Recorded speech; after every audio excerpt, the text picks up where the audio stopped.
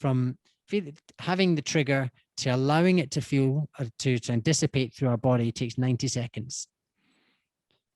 Now that sounds super simple. We go, wow, I can just feel an emotion in 90 seconds and it passes, but we don't let it. We stop it. And the way that we stop this 90-second cycle of emotion is by holding our breath. So we have this held tension to stop that emotion in its tracks. Now that could be, give you some examples. Anger, what do? We hold our breath and we try not to punch something or someone. Or we hold our breath to stop the tears flowing because we feel it's maybe not appropriate to cry at this point in time. Or we hold back laughter by holding our breath because we shouldn't find something funny right now. So our breathing, as well as this tool to change the way we feel, we've actually started to learn and use it as a controlling mechanism to stop this natural cycle of emotion. And what that does is ends up creating tension in our body, physical tension in our body in our breathing cycle. And our breathing pattern then changes. So the signals that we're sending to our brain is a different, it's almost like a skewed signal to what's actually happening in my environment because of these patterns, beliefs, these things that have happened in the past. That's just creating tension in the body.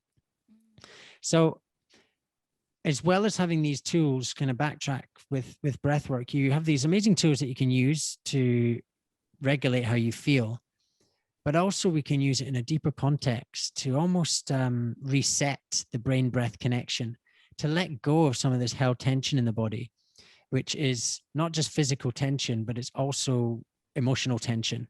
And once we allow ourselves to free that emotional tension in the body, and it can be quite a cathartic release when this happens, when we allow ourselves to free that emotion, it's like we're just taking one of those bricks out of the bag.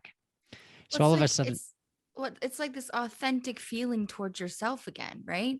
It's like the world, society has told you how to feel with the way that you control your breath. But if you start to work on your breathing in a controlled aspect, you actually connect deeper to the connection of you and your authenticity, right? yeah, absolutely. And I think it goes deeper than that, because it's not just connecting to you, it's actually connecting to, going to sound very mystical here, but No? it's actually connecting to all of life. We are all breathing the same air.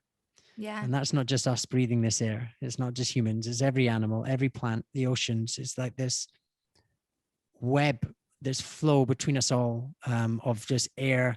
I breathe it in. It goes through my heart. It's pumped around my body. I breathe it out. And then somebody else breathes that air in. It blows my mind every time I think about it, because it really, when we think about it in that kind of macro scale, we are all this interconnected beings on this planet, and it is through our breath that we connect.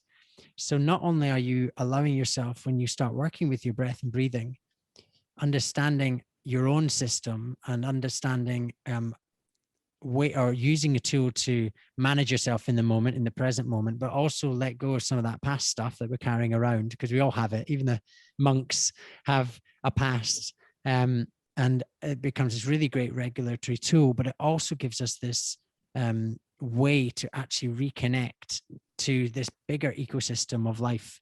And that for me is certainly a really powerful aspect when we go through challenges on Earth as a species,